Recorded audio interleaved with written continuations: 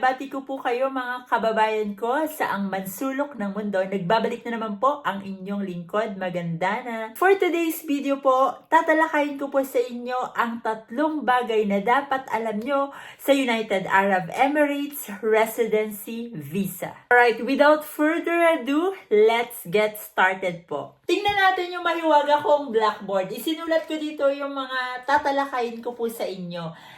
3 bagay na dapat alam mo tungkol sa United Arab Emirates Residency Visa. Okay, unahin natin yung number 1. 6 months to stay. Alright, ibig sabihin po, pag na-expire po yung residency visa nyo sa United Arab Emirates, meron po kayong palugit na 6 months. It's either po mag-renew or maghanap po ng bagong employer na mag-i-issue po ng bago nyong visa o ng bago nyong UAE residency visa. Before po, ang palugit lang po pag na-expire ang visa nyo is 3 months.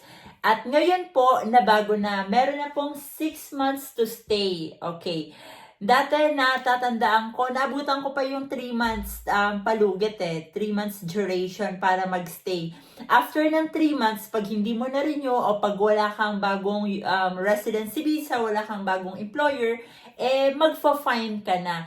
And every day, sa kada araw na nag-i-stay ka doon na hindi effective yung visa mo, wala kang visang hawak, magmumulta ka na everyday yon. So, maganda yung law ngayon kasi 6 months na imbes na 3 months. Alright? Alala ko lang po na yung 6 months to stay is based po siya sa profession, golden visa holder, green visa holder, or student visa. Okay po? Okay, madako po tayo sa number 2. Alright, you can now apply for green visa, which is validity is up to 5 years. Okay, paalala ko lang po, ito po ay depending on the income.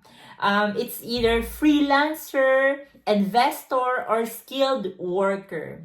Number 3, sponsor your children up to age 25. Alright, before po kasi, ang pwede lang may sponsoran is hanggang 18 years old. Pag meron po kayong anak outside the United Arab Emirates, tapos gusto nyong pabisitahin dito, ang pwede lang pong sponsoran is 18 years old. Ngayon po, you can now sponsor your children. And note lang po na pag kayo po ay golden visa holder, you can sponsor your children at any age. Alright? And that's it for today's video po. Sana po may na-share ako sa inyong impormasyon na makakatulong sa inyo in the future.